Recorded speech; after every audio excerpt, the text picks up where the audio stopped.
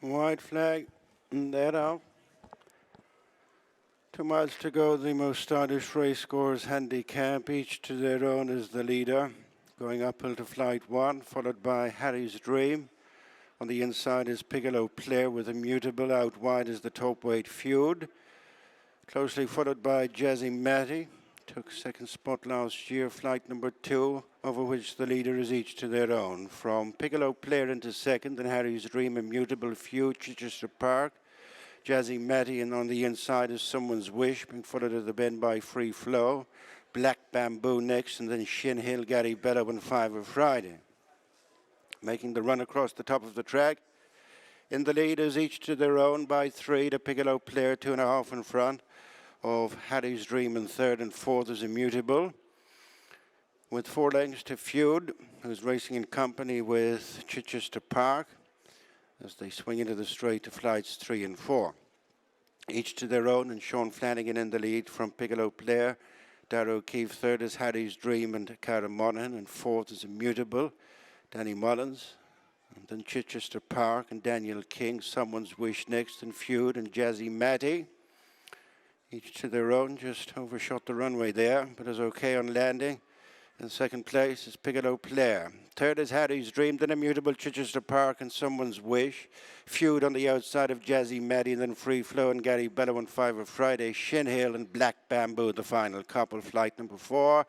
And the final flight next time, the most stylish Racegoers Handicap hurdle. Each to their own, has built on his lead, extends it to over 4 lengths. Piccolo Player 3 in front of Harry's Dream, then Immutable.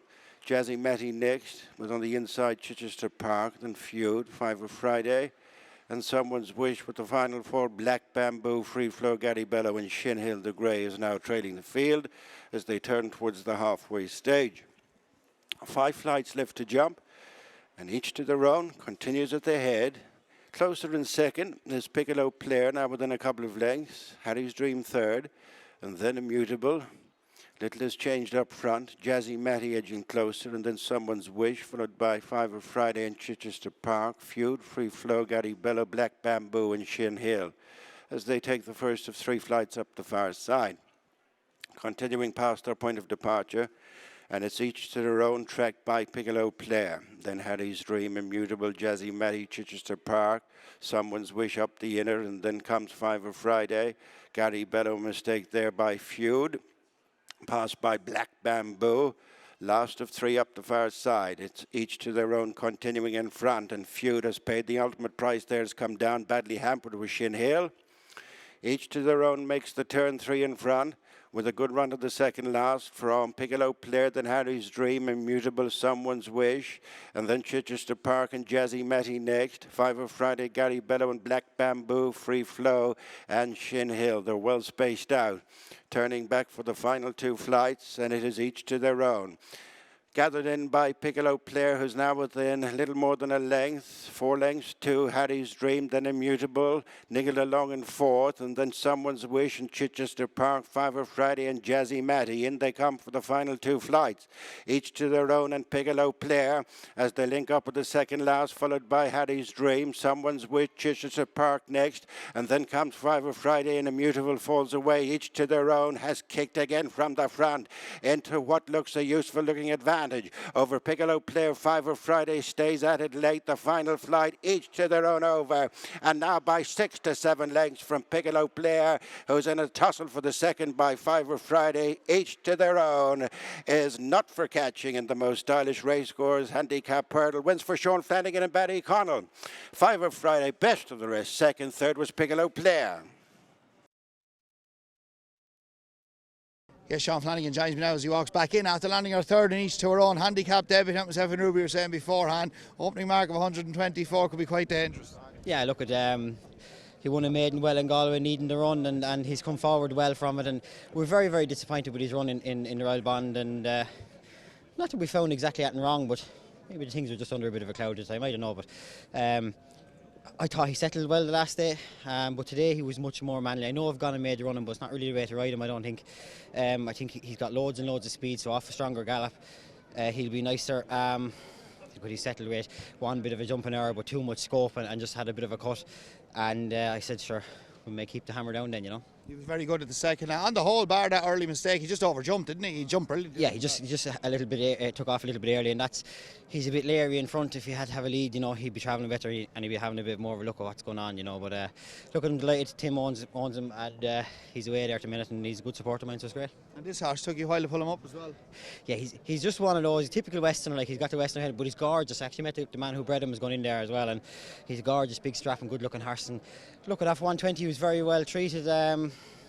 He's probably a lot better than maybe Handicap company. He might step up in the graded company in time, you know, and he'll definitely jump a fence. So I was at a hunt ball last night, and all the boys had a few quid on, and say they could be knocking the pub down now at a minute in Wexford.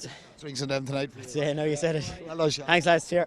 Barry Connell joins me now at the landing. Our third race in impressive fashion, each to their own. Well done. Myself and Ruby were just saying beforehand, off an opening mark of 124, this horse could be quite dangerous. Yeah, well, we had a bad day at Fairyhouse, the Royal Bond day, because we couldn't see him getting beaten the Royal Bond, and just didn't happen. There was a few of ours running a bit below par at the time, and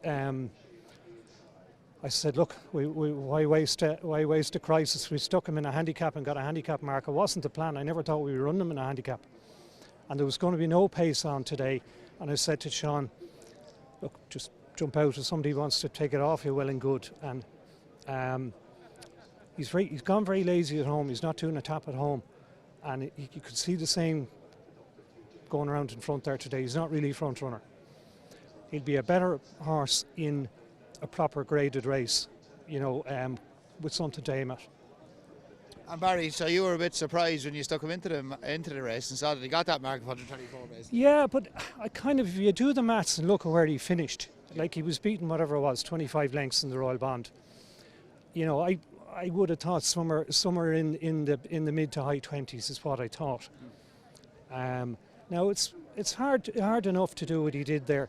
First time out in a handicap, going, you know, make all your own running. So all credit to the horse. You can see the size of him there now. We've given him loads of time. He's nearly 16.5. So he'll probably have a couple more runs over hurls and he go jumping a fence next year. Be a smasher for jumping a fence. So listen, it's a pity Tim can't be here. I think he's enjoying himself somewhere else. So Sunning himself. yeah, probably. Yeah. I'll be talking to him there in a minute and we'll make a plan. Good stuff. He's not in the Dublin Race Festival. We were just trying to look up the entries. We couldn't see him in that 2 mile handicap. No, he's not. It'd be a bit close anyway, I'd say, you know, 2 weeks. But like, what's he going to get today? Probably get 10 today, 134. So you probably creep into the bottom of a you know, one of the big 2 mile handicaps, maybe at Easter in Fairyhouse. There's a 2 mile one there. That's an option. Or, you know, if we want to go back down the graded route, we have that option as well. So we'll enjoy today and we'll have a chat and we'll come up with a plan. But I'm absolutely thrilled because we've known at home this horse has that kind of ability, and it's great, you know, for him to come and deliver on it today. Quick word about Marine Nationale.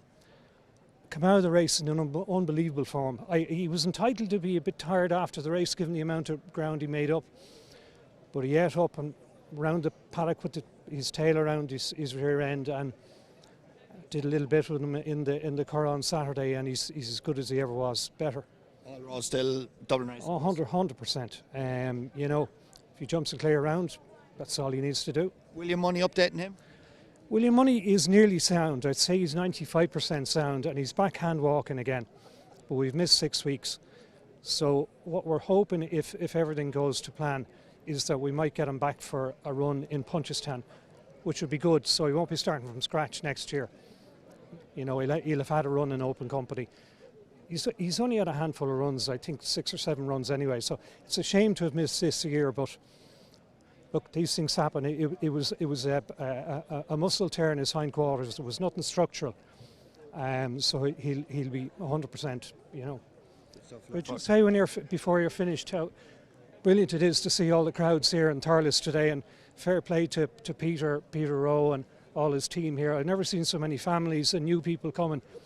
It's normally the usual reliables here on a Thursday, but this is bigger than the Christmas meeting, and you know. It's the way to go. I think bookies have sponsored the entry, and the more people that go off and say, hey, we had a great family day at Thurles today, then more people want to come the next day. And, you know, it's the way to go. Very well said, and well done you. Okay, thank you. Watch live racing now on racingtv.com.